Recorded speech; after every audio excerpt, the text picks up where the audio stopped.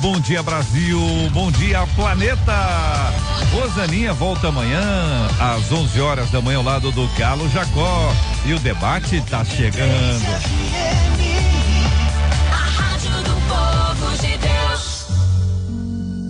Quero começar trazendo para você um texto da palavra de Deus para o seu coração. É um pouquinho longo o texto, mas eu queria pedir a sua atenção.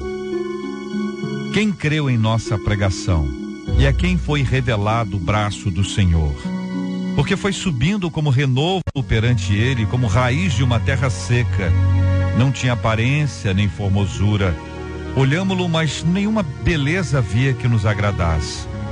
Era desprezado e o mais rejeitado entre os homens, homem de dores e que sabe o que é padecer. E como um de quem os homens escondem o rosto, era desprezado e dele não fizemos caso. Certamente ele tomou sobre si as nossas enfermidades e as nossas dores levou sobre si. E nós o reputávamos por aflito, ferido de Deus e oprimido. Mas ele foi traspassado pelas nossas transgressões e moído pelas nossas iniquidades. O castigo que nos traz a paz estava sobre ele, pelas suas pisaduras nós fomos sarados. Todos nós andávamos desgarrados como ovelhas, cada um se desviava pelo caminho, mas o Senhor fez cair sobre ele a iniquidade de nós todos. Ele foi oprimido e humilhado, mas não abriu a boca. Como cordeiro foi levado ao matadouro, e como ovelha muda perante os seus tosqueadores, ele não abriu a boca. Por juízo opressor foi arrebatado, e de sua linhagem quem dela cogitou? Porquanto foi cortado da terra dos viventes, por causa da transgressão do meu povo, foi ele ferido. Designaram-lhe a sepultura com os perversos, mas com o rico esteve na sua morte, posto que nunca fez injustiça, nem dolo algum se achou em sua boca. Todavia ao Senhor agradou moê-lo, fazendo-o enfermar. Quando der ele a sua alma como oferta pelo pecado, verá a sua posteridade e prolongará os seus dias, e a vontade do Senhor prosperará nas suas mãos. Fale com a 93 pelo WhatsApp 96803-8319. 96803-8319.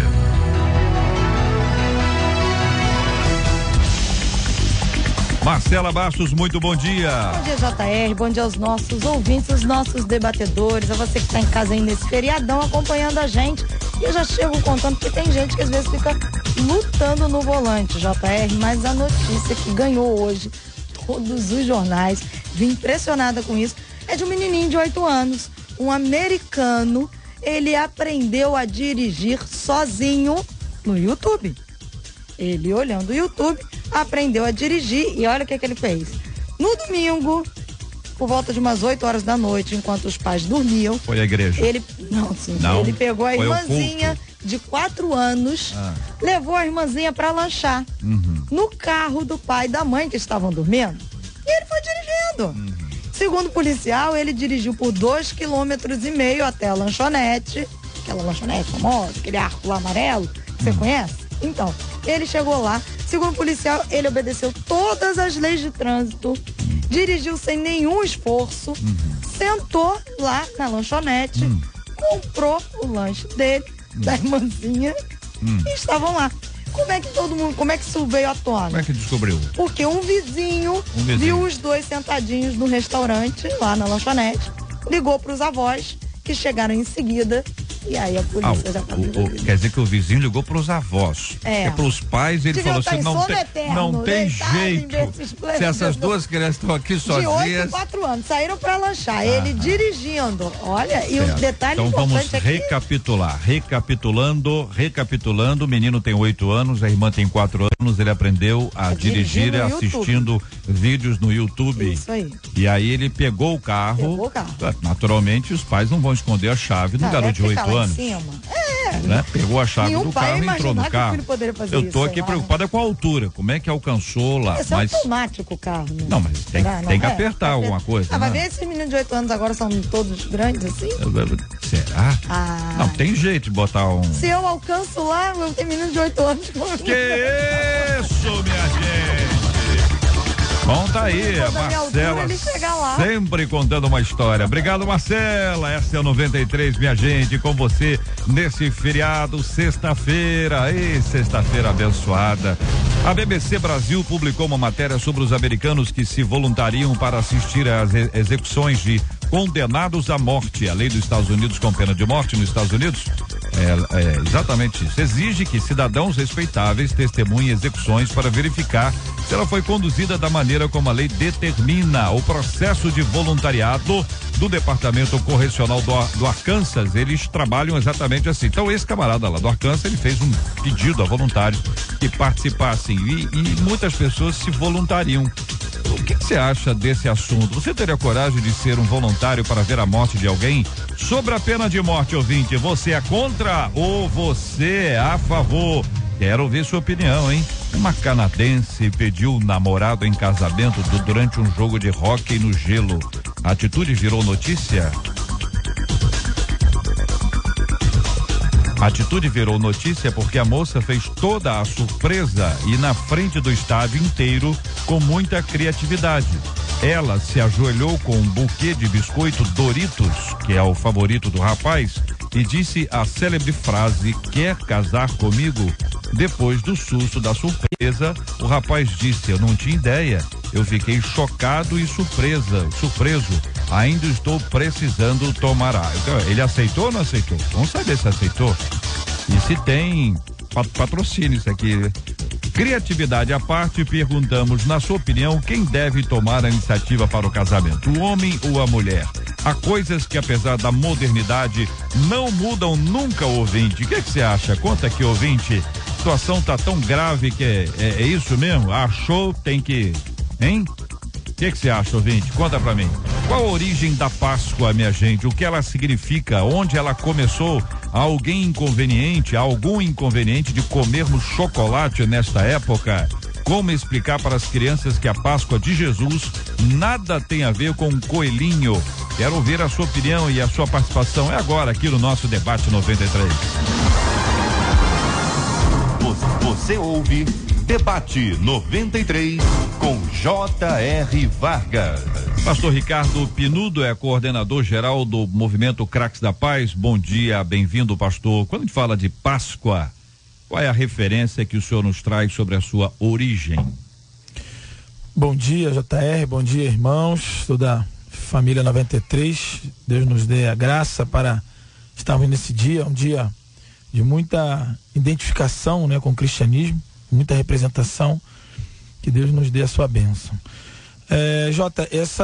Na verdade, a Páscoa, ela tem vários desdobramentos, mas o que interessa a nós, né, principalmente inicialmente, a origem no Êxodo. A Bíblia fala sobre a saída do povo hebreu depois de 430 anos de exílio no Egito, e aí, dirigido por Moisés, o povo sai do Egito, ganhando, né, em direção à terra prometida, e ali é instituída a Páscoa, né, num cordeiro pascual, a questão do sangue nos umbrais da porta, a proteção de Deus no povo, aos primogênitos, e ali basicamente inicia. Depois a festa toma um cunho também de religioso, de calendário na festa judaica, mas hoje para nós tem o desdobramento do cristianismo, é a ressurreição de Cristo. Então é a passagem da morte para a vida, a passagem de Jesus pelo túmulo, que nos representa. A palavra Páscoa significa passagem. Então, para a gente tem um simbolismo muito grande, é muito mais do que só a questão religiosa, mas é a questão de vida, de transformação, de estilo de vida, de ressurreição com ele. Bispo Ricardo Gomes, da Comunidade Cristã Terra Fértil, em Guadalupe, bom dia, bem-vindo. O que pensa o senhor sobre esse assunto? Bom dia, J.R., bom dia, meus irmãos pastores, todos os nossos ouvintes. Eu queria falar um pouquinho sobre a questão original da Páscoa, que é a Páscoa no Velho Testamento, porque nós chegamos a essa Páscoa que nós vemos hoje, porque é importante a gente ressaltar, e a primeira coisa que eu quero ressaltar é que quando o Senhor instituiu a Páscoa lá em Êxodo, no capítulo 12, conforme disse o nosso irmão Penudo, essa Páscoa, na verdade, ela tinha um significado muito mais didático do que espiritual, né? Porque ele, lá em Êxodo, no capítulo 12, ele falou que isso deveria ser um estatuto perpétuo, do qual fosse ensinado para todas as gerações, para todos os filhos. Eu estava estudando um pouco sobre a Páscoa, e porque a gente sempre comemora a Páscoa lá na nossa igreja, a gente faz um culto especial, acho que a maioria dos pastores fazem isso, né? E uma das coisas interessantes que eu achei foi sobre a caça ao fermento, né? Eu estava lendo num site judaico a respeito da caça ao fermento, que um dia antes da Páscoa eles já começam a Páscoa, e eles fazem uma brincadeira com os filhos, escondendo o fermento dentro de casa, e as crianças vão atrás do fermento para achar onde está o fermento, para depois eles tirarem o fermento de dentro de casa. Então, para a gente entender e ver como a importância didática da Páscoa, porque eu estava dizendo esses dias que mais importante do que você não comer um ovo de chocolate é você ensinar o sentido real da Páscoa para os nossos filhos, para a igreja, para que cada um compreenda o que é realmente a Páscoa. Pastora Gesiana Donato, da comunidade Reina da Ilha, muito bom dia, seja bem-vinda. Que pensa a querida irmã sobre esse assunto? Bom dia, JR, bom dia, debatedores, coisa linda poder estar com vocês aqui, mais uma vez, muito especial. E é o que os pastores estavam relatando sobre toda a história, sobre todo o simbolismo, e a gente percebe que com o passar do tempo, né, a gente vai... a gente vai se contextualizando, as pessoas elas vão se contextualizando com a modernidade e automaticamente, né, a gente vai passando por cima, literalmente, do que realmente é o significado da Páscoa, né? Hoje o que as pessoas têm feito é isso, passando por cima do que realmente a gente realmente precisa ensinar e continuar ensinando. Pastor Alex Pinheiro Soares, da Assembleia de Deus de Bom Sucesso, filial Jacarepaguá, bom dia, bem-vindo. E aí, pastor, a sua opinião? Bom dia, JR, bom dia aos amigos, amigas, debatedores, bom dia aos ouvintes. Que alegria estar nessa sexta-feira de Páscoa, né? Compartilhando esse tema tão importante, e eu quero só confirmar o que já foi dito aqui, dentro da importância que a gente precisa trazer. Eu sei que a nossa cultura ocidental, ela vai sendo permeada por essa visão comercial. E dentro dessa visão comercial a gente acaba perdendo o sentido da Páscoa, perdendo o propósito da Páscoa, até porque a gente também está falando com pessoas que não têm uma base bíblica e que também não foram criados dentro de uma família ou dentro de uma casa, que não tem esse entendimento, né? Que para muita gente Páscoa realmente é um coelho que vai trazer para ele um ovo, e esse ovo, né, nada mais, nada menos, é um chocolate. E vai lembrar-se dessa Páscoa e vai reunir para comer um peixinho, porque se comer carne está pecando. Então, a gente está aqui para poder lembrar você que esse propósito, esse símbolo da Páscoa, ela tem uma importância fundamental, porque dentro do contexto do Novo Testamento, ela vai dizer para nós da importância da morte de Jesus na cruz do Calvário e de que nós só estamos aqui porque Ele se entregou para nos trazer vida e vida em abundância. Muito bem, a palavra aqui está obviamente aberta para todos. Um dos nossos ouvintes diz o seguinte: JR, uma coisa que precisa ser bem explicada de forma saudável e respeitando os que assim fazem é a tradição de se comer peixes na Sexta-feira Santa, pois muitos evangélicos ainda trazem esse costume de sua antiga crença. Compartilha aqui o nosso querido ouvinte. Então, além do chocolate, vamos falar também de peixe, que é para aumentar a fome. Vai lá, pastor. Para mim, a Páscoa ela tem assim um plus, porque eu me converti aos 18 anos e oriundo da Igreja Católica, fiz primeira comunhão, estava no caminho da crisma, quando jogava na época no América Juniores, e aí tive encontro com Cristo, lendo o Evangelho de João, sentado no sofá da sala da minha casa. Nunca tinha entrado em nenhuma igreja evangélica, nenhum tipo de contato com a Bíblia de forma mais profunda. E me converti e abracei a fé cristã, o protestantismo, no caso, de uma forma nomenclatura mais ampla. E aí, a minha conversão, eu também, na primeira semana, se foi em março, em abril, um mês depois, aconteceu essa minha Páscoa também, a minha passagem, onde a minha família, eu fui primeiro me converter, ninguém era convertido ainda, e nessa primeira semana, já com uma nova concepção, um novo entendimento, é a primeira vez na sexta-feira em que eu não tive. Eu em casa, eu mantive o mesmo pensamento na direção de Deus para não chocar, mas eu já tinha essa concepção, né? Então hoje, às vezes, muitos irmãos que vêm oriundo desse contexto ainda tem aquele pesar nessa semana, né? E talvez isso é a nossa contribuição. Eu passei por isso e a gente não tem esse link, essa concepção da questão da carne, que é o Cristo que está sendo morto hoje, né? Na sexta-feira, e aí guarda-se de comer a carne vermelha porque representa o sangue de Jesus. A nossa concepção de protestante, cristã ou evangélica, né? A gente tem uma nova concepção. Então, pra gente, nessa semana, na verdade, a Semana Santa ela começa no domingo anterior, domingo de Ramos, onde Jesus entra em Jerusalém, né? E muitas igrejas até distribuem aquela palmeirazinha e tal. Mas a gente, numa visão protestante, evangélica, o contexto da Páscoa, o domingo na ressurreição é que é todo sentido. Então, pra gente hoje, eu vi alguns irmãos meio que mocambuzo hoje, meio que entristecido, deixar os irmãos à vontade, entendendo que pra gente talvez, tem um simbolismo bem mais amplo. Algumas pessoas trabalhem isso como um dia de reflexão, assim, sobre a sua vida e tal. Se for nesse aspecto, um aspecto de introspecção, mas válido, não, né? Por uma questão social ou religiosa, claro, né? Sim, claro. Isso. O texto que o JR começou o debate, é Isaías 53, ele vem falar desse propósito. A morte de Jesus na cruz do Calvário, ela vem justamente quebrar esses dogmas tradicionais que às vezes a gente carrega.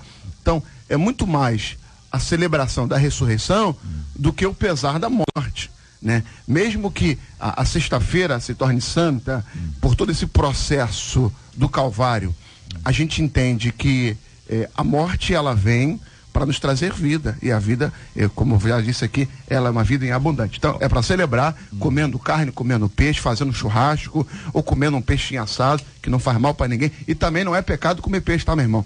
Agora, você não se torna preso ao peixe porque é Semana Santa. Nos evangelhos, quando fala sobre a ressurreição de Cristo e quando ele vai se encontrar com seus discípulos, tem registros que ele estava lá exatamente e que ele comeu peixe, até para que eles acreditassem que era ele.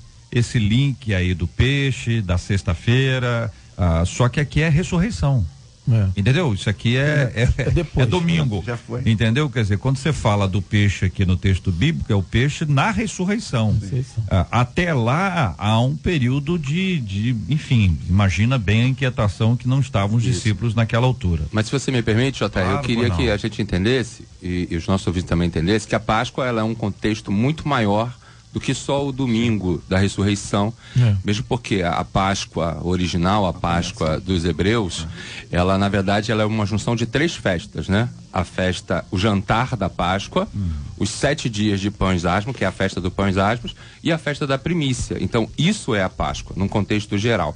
E apesar de Jesus ter ressuscitado no domingo de Páscoa, também há esse contexto dentro da morte e ressurreição de Jesus, que é a sua morte, que é o período em que ele ficou de alguma forma no Seol, e a sua ressurreição, esse período, na verdade. Eu costumo dizer que a festa da Páscoa é a festa mais significativa para nós cristãos, porque ela tem maior referência a respeito de Jesus, a respeito do seu sacrifício, morte, ressurreição e todas essas coisas, né? Então, por isso que é importante, porque você falou, é um tempo de meditação, não é um dia de meditação. E até no contexto do peixe, né? Você não vai ver dentro da história judaica, né, o não comer carne, mesmo porque o cordeiro é que é o símbolo da Páscoa, e Deus disse para que eles comessem o cordeiro. Então, assim, historicamente, no 2º século depois de Cristo, houve uma tentativa de afastar, na verdade, as igrejas, os cristãos não judeus, da tradição judaica, de alguma forma. E eu não quero aqui que ninguém confunda esse entendimento, só que de alguma forma a gente foi se afastando culturalmente. Né? A gente foi se afastando culturalmente da Páscoa original, que Jesus participou e todas essas coisas. Então foram criados esses dogmas. Agora, quando o bispo faz esse link com a Páscoa de Cristo, a Páscoa que Jesus celebrou, quer dizer que os discípulos foram à frente, procuraram alguém que eles não conheciam, como judeu, e Jesus falou para que eles fossem lá e arrumaram aquele lugar, e naquela casa ele fez E ali também nós, evangélicos, entendemos que foi instituída a ceia. Exatamente. Né? Quer dizer, daquele momento em diante está estabelecida, pelo menos para a maioria, a ceia do Senhor, que alguns chamam de Santa Ceia e alguns implicam com Santa da Ceia. O nome é Ceia do Senhor, enfim, cada um vai identificar. Mas sabe o que eu tô falando, né? O objetivo é bastante claro aqui. Ou seja, desse momento em diante, parece assim que não seria o ideal cristão, e aí é uma pergunta que eu faço a vocês com base numa afirmação, de que nós não vamos repetir o modelo do Antigo Testamento de Páscoa, ou seja, o tipo de refeição descrita ali era uma refeição descrita para o povo judeu. Do cristianismo, ou seja, da instituição da ceia do Senhor a partir da última Páscoa que Jesus celebrou, o modelo já se transforma num outro, ou não? Sim. Me permita a precipitação, a gente responder sim. Eu vinha comentando isso com o Bruno no carro, vindo para cá. Não é que peco em fazer um modelo antigo, pães asmos, ervas amargas, não que peco, mas nós somos a igreja sem abolir o Primeiro Testamento. Não vou nem chamar de Antigo Testamento, chamarei de Primeiro Testamento e o Segundo Testamento, Novo Testamento. Nós somos a igreja do Novo Testamento, né? E a ceia instituída por Jesus é essa ceia da comunhão, sem abolir a Páscoa. Jesus não morreu por acaso, por acaso ele foi crucificado na Páscoa. Tem todo um propósito, todo um ensinamento. Mas nós, como igreja do Novo Testamento, temos um modelo de celebração de ceia. Algumas igrejas até fazem nesse dia o lava-pés, lavando pés um dos outros, essa celebração de Santa Ceia. Nós somos essa igreja. Não que fazendo a que foi instituída por Moisés, eu vou estar pecando ou quebrando qualquer princípio. Mas igreja, somos a do Novo Testamento e se torna, dentro da nossa visão, dentro da nossa cultura, essa Santa Ceia instituída por Jesus, que Paulo vai retificar lá na frente, 1 Coríntios 11. Jota, o que acontece aí também é que nesse novo modelo de Jesus, ele na verdade ele vem trazer para a consciência e vem tirar do físico, do tangível, dos elementos em si, do simbolismo de cada elemento físico. Jesus tira esse estigma e lançando para a consciência. Então, assim como fala a questão do pecado, Jesus vai falar da questão da consciência, de só você olhar, não é só o fato de cometer. Então, Jesus ele traz... Os meus irmãos estão completamente corretos. O que eu quero trazer aqui, no meu entendimento, a Páscoa e a ceia, elas são de alguma forma distintas, apesar de Jesus ter celebrado a ceia na Páscoa e ter instituído a ceia na Páscoa. Então, por isso que eu estou falando, porque nós estamos falando de uma comemoração, de uma festa, e não é uma festa comercial, é uma festa bíblica, né? E que de alguma forma, discordando um pouquinho do meu irmão aqui, pastor Alex, Paulo lá em 1 Coríntios 5:8, ele fala a respeito dessa festa da Páscoa, ele diz o seguinte: por isso celebremos a Páscoa, não com o fermento velho, e ele fala, mas com o fermento velho, tá aqui o texto, da maldade, da perversidade, mas com os pães asmos da sinceridade e da verdade. Então esse texto aqui, na verdade, ele está no imperativo, e segundo algumas pesquisas, até o 2º século, né, depois de Cristo, na era cristã, a igreja, mesmo dos não-judeus, né, através do apóstolo Paulo, apóstolo João, e a gente tem dados, inclusive, comprobatórios disso, de que a igreja, mesmo não judia, ela celebrava a Páscoa anualmente, celebrava a Páscoa no mesmo período, celebrava a Páscoa no mesmo sentido.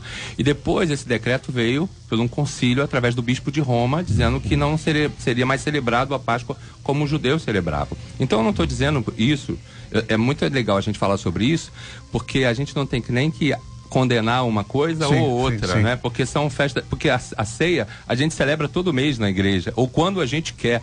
É um mandamento e que o Senhor diz, e tem o mesmo sentido memorial da Páscoa, né? Porque Jesus diz, façam isso perpetuamente, façam para sempre, né? Então, eu só queria deixar esse sentido aqui. Sim. Hoje a gente observa que a igreja, de uma certa forma, ela celebra a Páscoa por causa da ressurreição, porque foi na data, né, da Páscoa. Então a gente celebra muito mais essa questão da vida, da ressurreição, do que a questão histórica realmente do que o pastor está falando, de toda a tradição judaica e etc.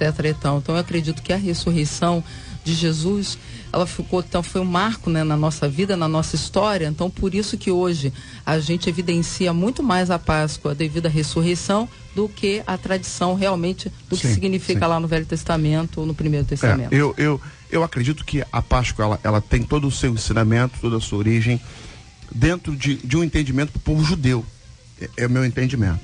Não abro mão, acho que tem que ser ensinado para as crianças, ministrado, mas o meu cordeiro que eu ensino hoje, que eu entendo hoje, dentro da figura do Novo Testamento, é Jesus que morreu na cruz do Calvário, né? A minha Páscoa, a minha celebração de Páscoa não é a saída do povo do Egito, embora o seja. A minha celebração de Páscoa é a morte de Jesus na cruz do Calvário, que ao terceiro dia ele ressuscitou. Não abolindo outra, mas fazendo a minha verdade, o meu entendimento, né? E a minha celebração como um brasileiro, como um ocidental, como alguém que não é judeu e que entendo que para algumas coisas é para os judeus e não para nós. E o que é para eles, o que é para nós é para nós. Se a gente alcança aqui o equilíbrio, meio termo aqui, se for possível, evidentemente, né? Nós temos diversos textos que nós estudamos, mencionamos e nos reportamos a ele. A festa da Páscoa, ela não é a única festa, ela é uma das grandes festas de Israel. Em geral, eu raramente vejo alguém falando em celebrar a festa dos tabernáculos, a festa do Pentecostes, enfim. É incomum, não estou dizendo que não haja. Vejo também que depois de um determinado tempo começou a haver um processo judaizante, desde a música, né? Em alguns casos com os elementos judaicos inseridos dentro do elemento litúrgico, dentro do próprio templo, em algumas ocasiões, inclusive a bandeira de Israel. Bandeira de Israel. Da nação mesmo. Da nação de Israel, né? Quer dizer, da república, enfim, quer dizer, que pode não ser exatamente ter o mesmo significado hoje do que havia no passado. Mas eu estou só dizendo o seguinte, nós tivemos ou estamos tendo um processo judaizante, que é uma questão que ali está. E naturalmente isso pode chegar a anular de alguma forma o princípio do cristianismo, que é um risco que se corre quando esse processo judaizante ele vai ao extremo, né? Que uma coisa é você conhecer, saber como é que funciona, cantar uma música, todos nós cantamos, aí toca aquele negócio e tudo mais, e por aí, isso tudo é parte da nossa história. Agora, quando chega às vezes num extremo, o extremo é esse, o extremo é dizer, olha, o Messias não veio. Porque eu já fui a Israel, você já deve ter ido a Israel, é um lugar extraordinário, maravilhoso, mas eu preciso entender que eles não acreditam que Jesus é o Messias. Nesse ponto não são melhores do que outros povos. É porque nós somos simpatizantes, nós gostamos, entendeu? A gente chega lá, a gente é capaz de dizer que a terra é santa. Que terra é santa? Santo é aquele que pisou naquela terra. A terra não é santa no sentido de que põe ali e ela vira uma terra especial, porque senão vira um negócio de doido, e é antibíblico. Então, quando nós pegamos aqui, vocês trazem a ceia, vamos pensar nesse aspecto que envolve a Páscoa e a ceia, trazer a Páscoa de Êxodo é fundamental para o entendimento bíblico, né? Entendimento bíblico. Por isso que eu falei que é didático. Aplicá-la, olha, nós vamos celebrar aqui a Páscoa para poder ensinar as pessoas como é. Agora, não dizendo que nós estamos aqui presos, aprisionados a ela. Essa é a nossa Páscoa, né? Não é? Então, acho que é aí que eu acho que está claro de que a gente tem que ter as informações e o conhecimento, porque ela é importante para a nossa vida. Mas a Páscoa cristã, ela está necessariamente ligada a Cristo, senão ela não é nem cristã. Com certeza. Então, para nós, a Páscoa tem a cruz e tem a ressurreição. Não é? Ela não tem pães asmos nem ervas amargas, né? Ela tem o cordeiro. O amargo é o tempo, é o sofrimento, é a tristeza, é tudo que vem decorrente daquele prazo, entre sexta e domingo. Porque se eu não reconheço quem eu era e o que eu sofri na minha vida, eu não vou reconhecer o que Deus fez também. Sim. A riqueza nossa da palavra de Deus, por isso que assim, a gente não tem como neutralizar, esquecer, abandonar o Velho Testamento, o Antigo Testamento, o Primeiro Testamento. Não pode. Nós não podemos, até porque ele é a história, aquilo que eu sempre falo para a galera mais jovem, né? Existe a tradição, é história. A gente não deve rasgar nem abandonar, nem a tradição é história. O tradicionalismo é uma outra história pra gente discutir.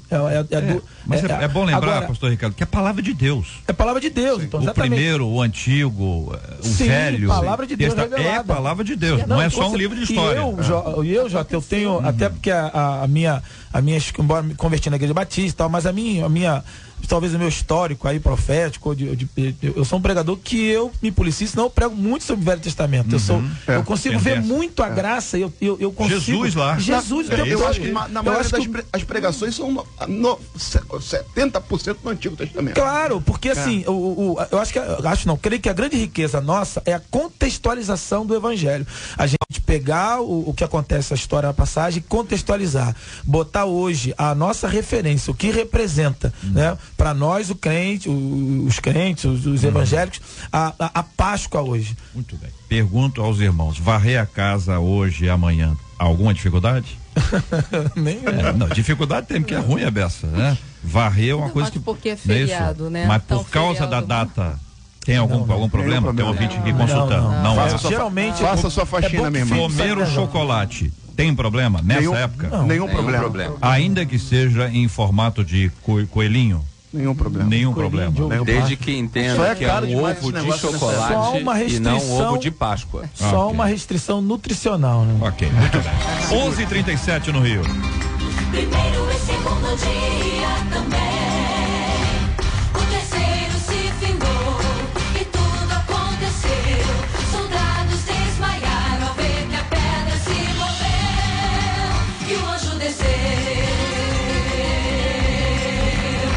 Bom dia, JR, aqui é o presbítero Luiz César, Assembleia de Deus. Eu quero agradecer a todos vocês aí da rádio com seus temas que têm elaborados, cada dia mais tem feito com que a minha família cresça na graça e no conhecimento do poder de Deus. Muito obrigado, vocês são uma bênção e que vocês continuem sempre assim, que Deus continue iluminando os vossos entendimentos, dando conhecimento e sabedoria, para que os vossos conselhos sejam conselhos extraordinários para a nossa vivência cristã aqui na terra.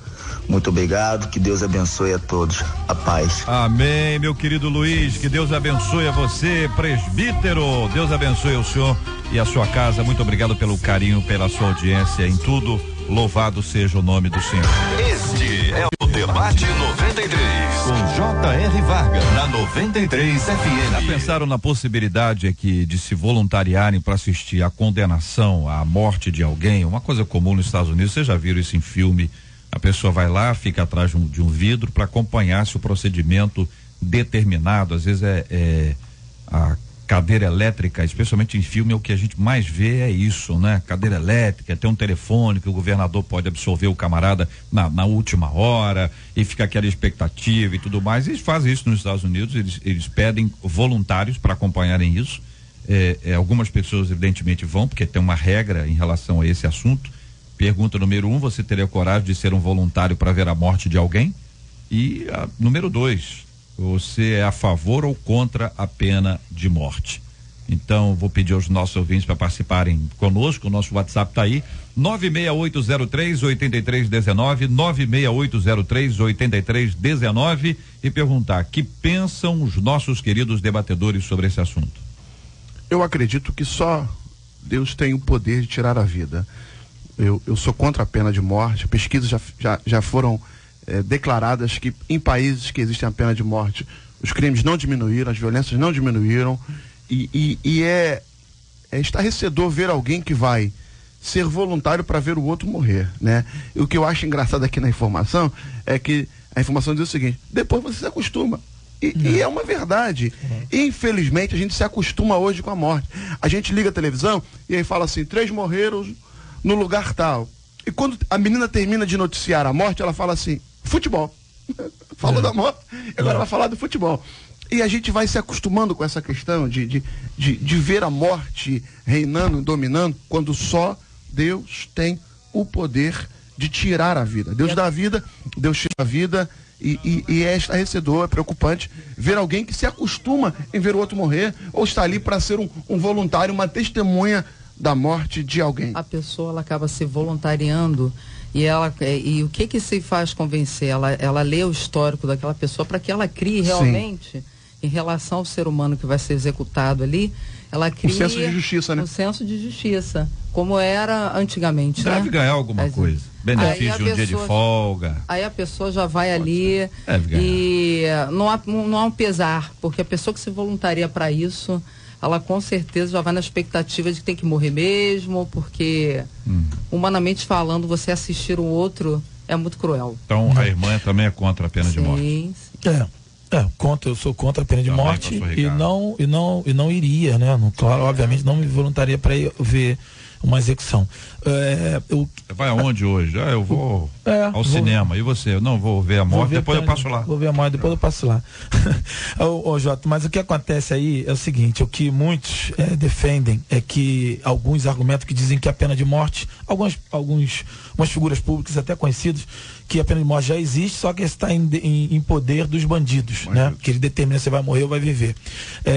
A mente doentia, ela não pode ditar para mim um ritmo, né? E muitos também argumentam no Velho Testamento, né? Mas Jesus no Novo, quando os próprios discípulos, desce fogo, não. Jesus disse o quê? Vós não sabeis de que espírito sois. Então Jesus dá até uma bronca lá nos discípulos em relação a isso.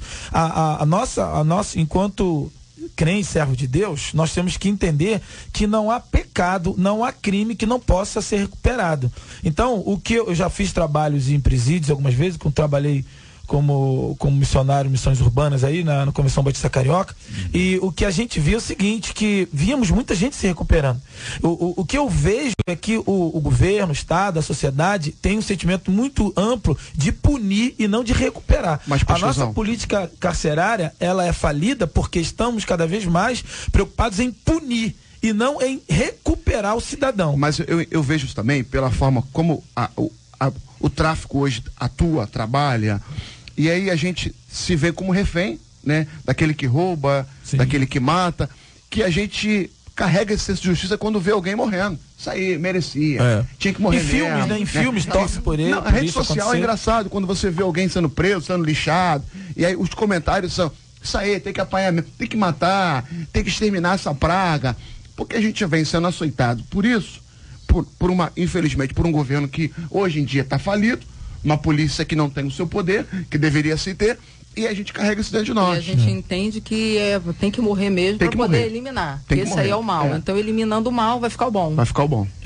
E a gente acha que isso vai resolver, né? E muitas vezes a questão da corrupção, a gente tem visto aí não só no Brasil, no Rio, mas no mundo, a corrupção com certeza pode usar essa argumentação para até mesmo muitos inocentes vão morrer e alguns que não são inocentes vão continuar vivos pela questão da corrupção. Então a questão não é eliminar o mal com a pena de morte ou não. A questão está na índole, no caráter, na essência, na corrupção. Por isso que ouvinte dizendo, jamais presenciariam uma situação dessas, até porque a Bíblia diz que a gente deve fechar os olhos para a maldade. Outro ouvinte aqui dizendo, eu não assistiria. Quero agradecer também aqui, essa é a Márcia, a nossa ouvinte Inês, dizendo que também não assistiria. Muito obrigado pelo carinho da sua audiência. Outra ouvinte aqui dizendo, eu acho que somente Deus pode tirar a vida, nós não podemos fazer isso. Outro ouvinte aqui dizendo o seguinte, JR, conta aqui a história, querido ouvinte, eu sou contra a pena de morte, eu não tenho coragem de ver uma pessoa sendo morta. Isso não pode, diz a nossa ouvinte Luzia. Aqui eu quero agradecer pelo carinho da sua audiência, muito obrigado. Outros tantos aqui também trazendo as suas opiniões. Está todo mundo nessa mesma linha, né? Eu sou contra a pena de morte. Ouvinte aqui, deixa eu ver se eu consigo achar mais um aqui.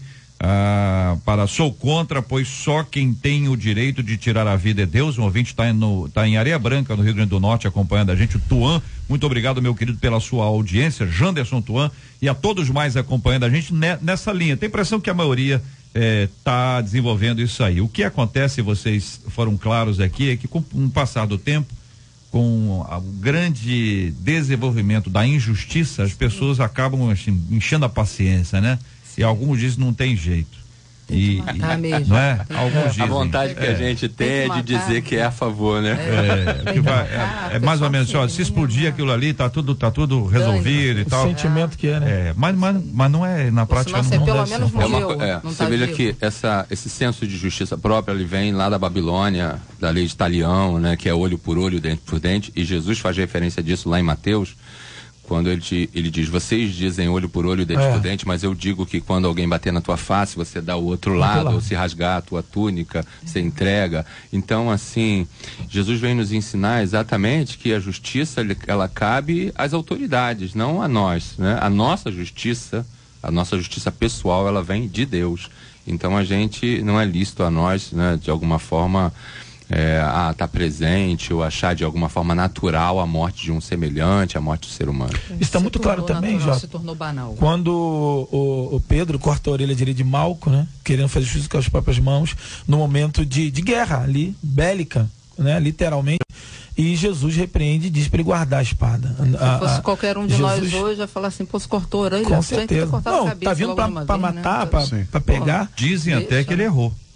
Com certeza. O objetivo era outro. Difícil, né? Cortar o pescoço. 11h47. Você ouve Debate 93 com J.R. Vargas.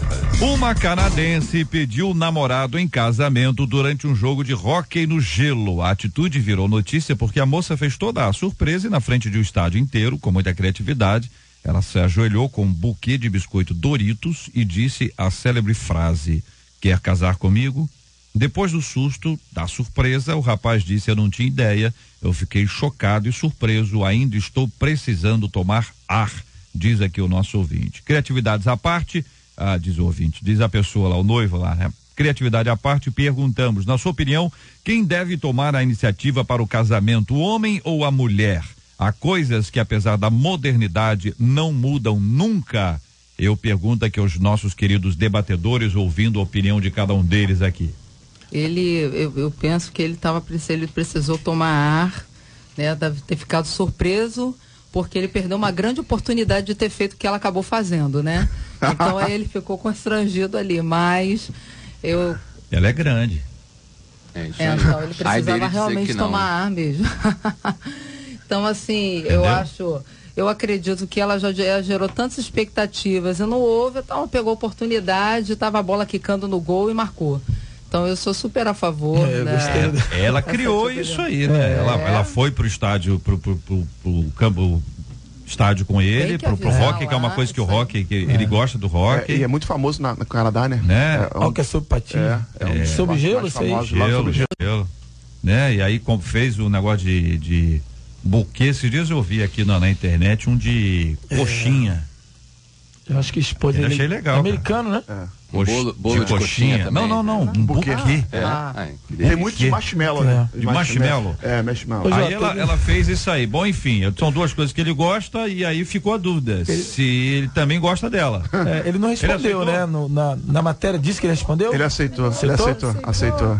Marcela falou que aceitou. Eu confesso que se fosse comigo eu também ficaria constrangido. Eu ficaria, porque numa cultura, né? Nossa cultura, não vou dizer machista, pelo amor de Deus, daquela coisa de cortejar do homem, né? A gente sempre entendeu isso, até pela questão bíblica também, do homem ir até a mulher e tudo mais. É surpreendente para um homem. Se a minha esposa hoje, tá me ouvindo, um beijo para ela virasse para mim há 15 anos atrás e me pedisse em casamento, eu ficaria surpreso, né? Essa função é minha. Você faz isso pra mim, né? Mas eu acho bonito. Eu não vejo se ela estivesse namorando com você 7 anos direto, chega uma hora que ela ia ter que pedir, eu não penso, ia ter que mas se ela me dá Doritos, eu não aceito. O pastor falou de uma coisa interessante aí, que é sobre essa questão da modernidade, né? De tudo que tem acontecido hoje. A gente vê algumas coisas que de alguma forma espanta a gente, que são inversão de papéis. E também hoje a gente vive um tempo que eu estava conversando com a minha esposa essa semana dizendo isso, né? Qualquer coisa é homofobia, qualquer coisa é racismo, qualquer coisa é discriminação, qualquer coisa é machismo. Então assim, a gente parece que vai chegar num tempo onde a gente tem que tomar cuidado até de andar na rua, tem que tomar cuidado do que vai falar, tem que tomar, tudo parece que de alguma forma vai ofender alguém ou vai, né? Um ambiente, eu tenho medo de chegarmos nesse tempo. E a gente acredita também que por estarmos sempre nos contextualizando, a gente observa que a mulher, ela atingiu um papel muito diferente hoje na sociedade, que até isso acaba se tornando extremos também, né? Esse feminismo absurdo, esse ativismo, mas a gente observa que com isso ela passou a tomar mais autonomia, mais atitude. Então eu não vejo isso de uma forma ofensiva, mas de uma forma assim até agradável, uma forma ousada da mulher fazer, não mostrar assim, ó, eu também posso pedir, mas de uma forma que conquistou um lugar que também eu posso chegar e ter essa autonomia. E o que foi feito aqui, né, pastora? Foi lindo, uma festa. Foi lindo, foi romântico, foi bacana. De repente, ele não é uma pessoa romântica, e hoje, com isso, os homens, alguns, acabam ficando passivos. De repente, ele não toma iniciativa e ela toma iniciativa. Passivos demais. O jovem, hoje, ele está procurando estudar mais, se profissionalizar para depois pensar no casamento. Olha, eu tô achando que não é um buquê, não. Não. Eu já tô achando que é um pacotão.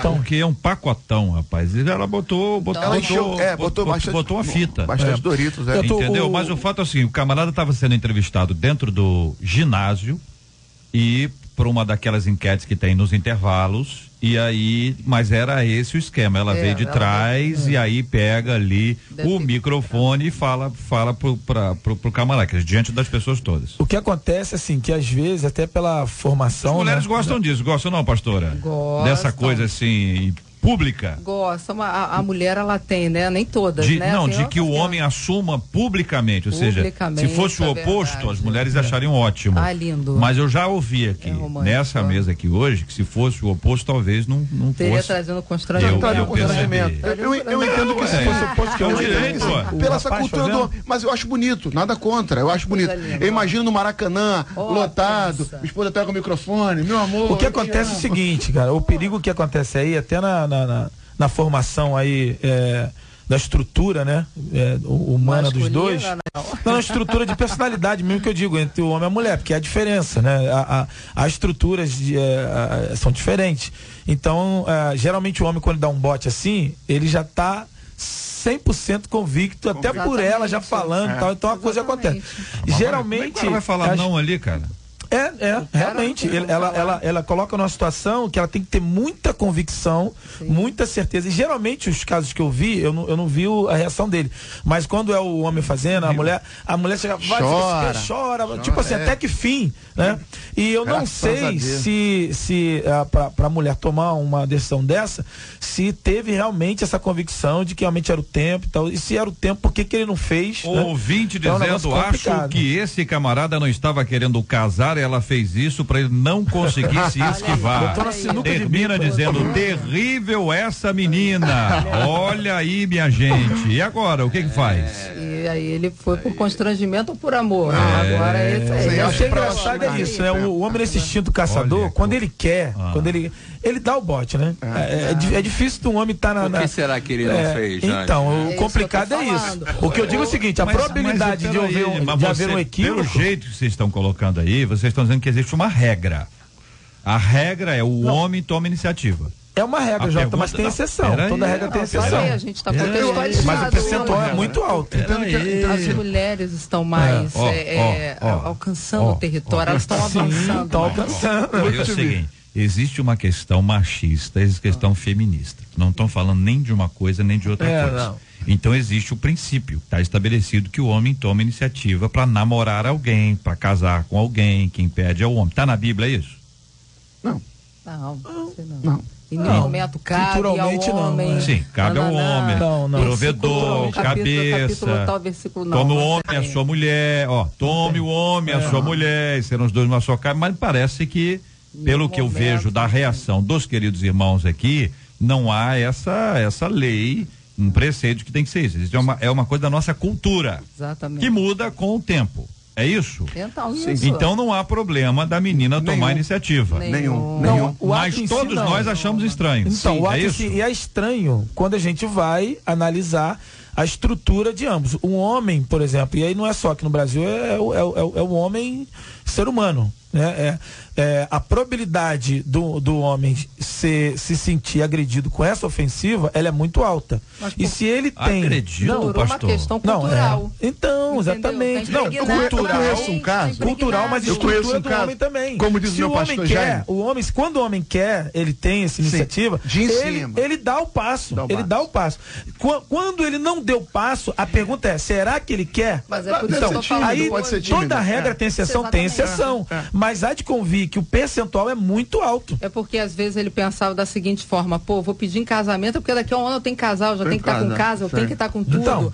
Então, entre você pedir e casar, é um processo. Você pode levar anos, aí você... Olha, vocês atendem jovens em gabinete, não atende? Sim. Eu atendo. Há pouco tempo a gente conversou com uma pessoa, a menina achou, o cara legal, o cara tava coisa, ela orou, jejuou, foi lá, deu bote nele. O cara falou, puxa, aqui na igreja? Ela esperou, foi fora, ela falou comigo, pastor, mapeei tudinho. Deixei lá na rua, próximo, falei com ele na boca, tava orando e eu vi que tava sozinho. O cara se sentiu, depois o cara falou pra mim, poxa, me senti, não é assim. Acuado, entendeu? Então, eu entendo, e outra situação é que vê, quando a menina antecipa, Ricardo, dá eu conheço um caso de alguém desses carros de som que para, né? E alto-falante, meu amor, aí solta fogos, que mandaram isso pra um rapaz que ele não saiu de casa. A rua toda veio pra olhar. Ele falou pra ela assim, eu não vou sair de cá. E fogo, né? Eu te amo. Falou, não sai não. Eu já vi também. Fazer isso eu já vi, eu queria ver a reação, mas não consegui, entendeu? Eu queria ver, eu sou curioso. Não conhece a pessoa. É complicado. Muito bem. Ouvinte dizendo, JR, eu tinha tanta certeza que Deus estava conosco que eu paguei o meu casamento. Hoje eu até brinco, né? Tenho uns 19 anos de casados, tenho uma família linda, uma esposa abençoada e 2 filhos lindos. E farei isso tudo outra vez. Quem pagou foi ela. Olha aí, entendeu? Olha aí, hein? Ainda. Já paguei o casamento. Só falta agora você fazer o pedido. Olha aí. Não deve ter sido assim. Claro que não, né, querido ouvinte? Deve ter sido de uma outra forma, né?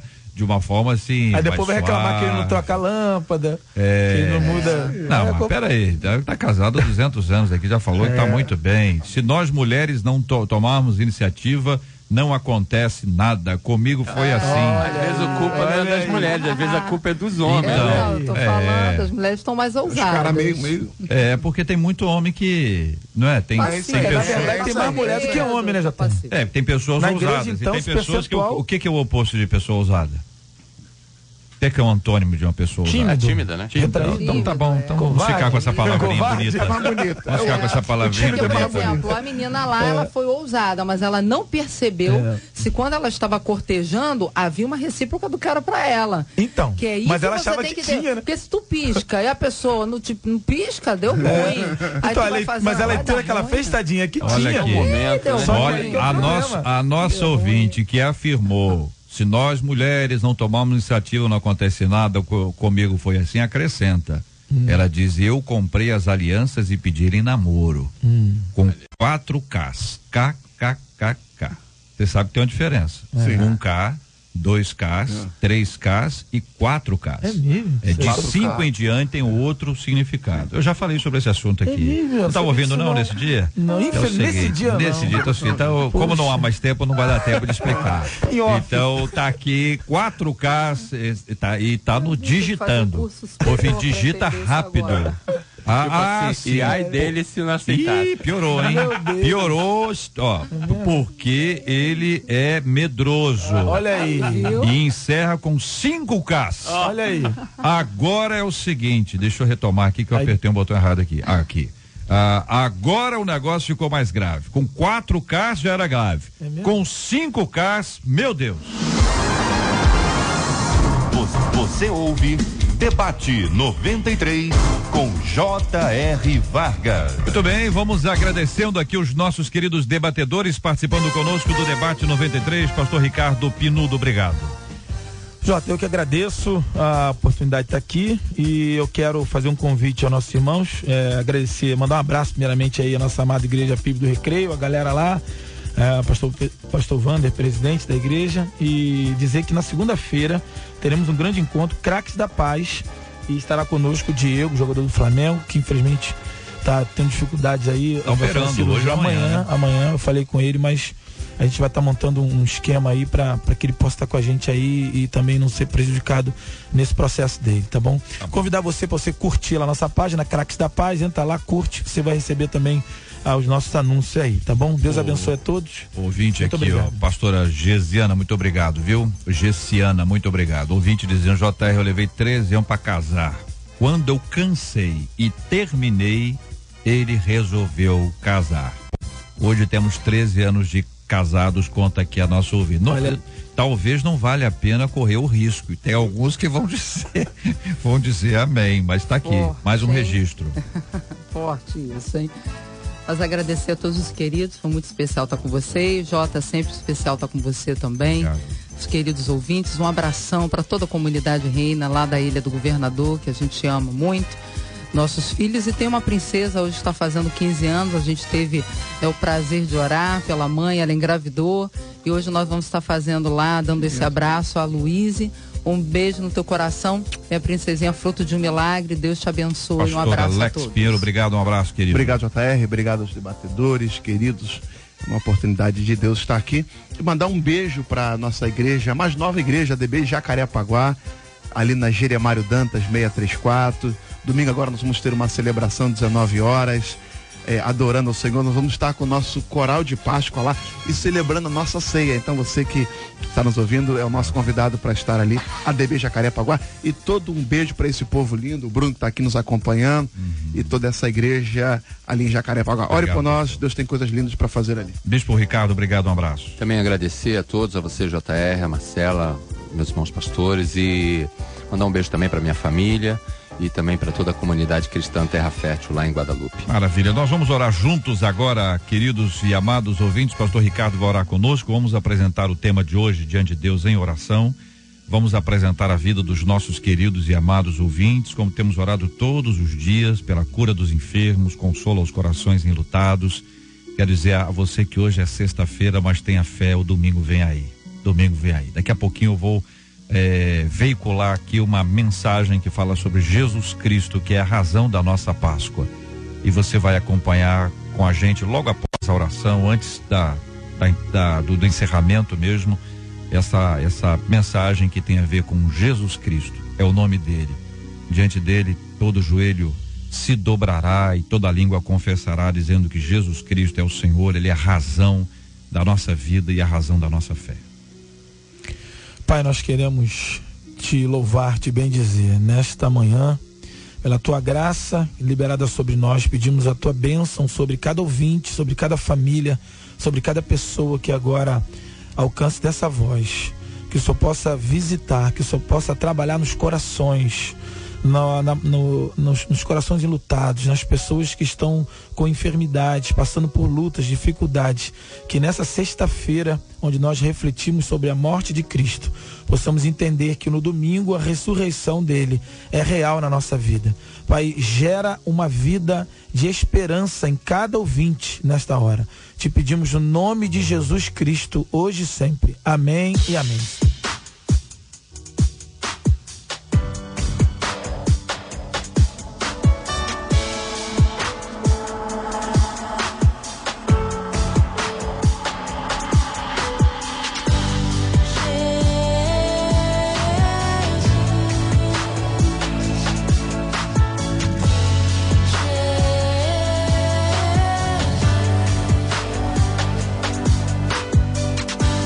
Ele é o maravilhoso conselheiro, Deus forte, Pai da eternidade, príncipe da paz. Ele é o Cordeiro de Deus que tira o pecado do mundo. Ele é o pão da vida, é o pão vivo que desceu do céu. Se alguém dele comer, viverá eternamente. Ele é a luz do mundo, é a porta das ovelhas. Quem entrar por ele será salvo, entrará e sairá e achará pastagem. Ele é o bom pastor. O bom pastor dá vida pelas ovelhas. Ele conhece as suas ovelhas e elas o conhecem. Ele é a ressurreição e a vida. Quem nele crer, ainda que morra, viverá. É o caminho e a verdade e a vida. Ninguém vai ao Pai senão por ele. Ele é a videira verdadeira e seu pai é o agricultor. Ele é a videira, nós os ramos.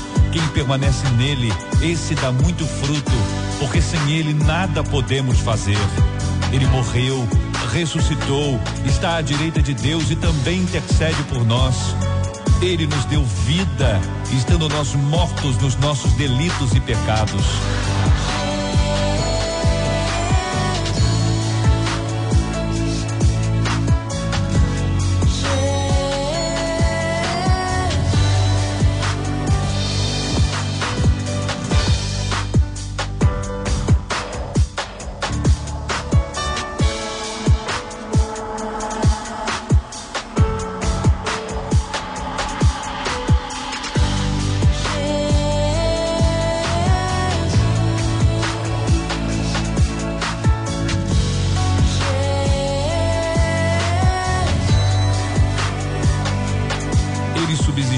Forma de Deus, não julgou como usurpação ser igual a Deus, antes a si mesmo se esvaziou, assumindo a forma de servo, tornando-se em semelhança de homens, e reconhecido em figura humana, a si mesmo se humilhou, tornando-se obediente até a morte, e morte de cruz. Pelo que também Deus o exaltou sobremaneira, ele deu o nome que está acima de todo nome, para que o nome de Jesus se dobre todo o joelho, nos céus, na terra e debaixo da terra, e toda língua confesse que Jesus Cristo é o Senhor, para a glória de Deus Pai. Ele nos libertou do império das trevas e nos transportou para o reino do Filho do seu amor, no qual temos a redenção, a remissão dos pecados. Ele é a imagem do Deus invisível, o primogênito de toda a criação, pois nele foram criadas todas as coisas, nos céus e sobre a terra, as visíveis e as invisíveis, sejam tronos, soberanias, quer principados, quer potestades, tudo foi criado por meio dele e para ele. Ele é antes de todas as coisas, nele tudo subsiste. Ele é a cabeça do corpo, da igreja. Ele é o princípio, o primogênito de entre os mortos, para em todas as coisas ter a primazia, porque aprove a Deus que nele residisse toda a plenitude, e que, havendo feito a paz pelo sangue da sua cruz, por meio dele, reconciliasse consigo mesmo todas as coisas, quer sobre a terra, quer nos céus.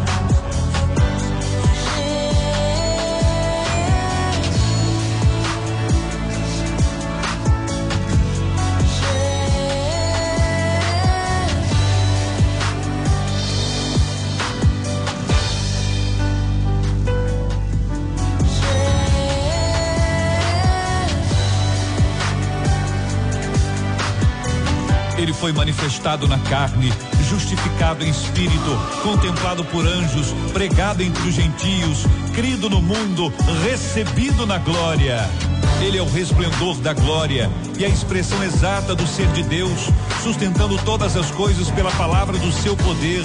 Depois de ter feito a purificação dos pecados, assentou-se à direita da majestade nas alturas, tendo se tornado tão superior aos anjos, quanto herdou mais excelente nome do que eles. Ele é o Cordeiro que foi morto e é digno de receber o poder e riqueza e sabedoria e força e honra e glória e louvor. Ele é o Alfa e o Ômega, o primeiro e o último, o princípio e o fim. Ele é a raiz e a geração de Davi, a brilhante estrela da manhã.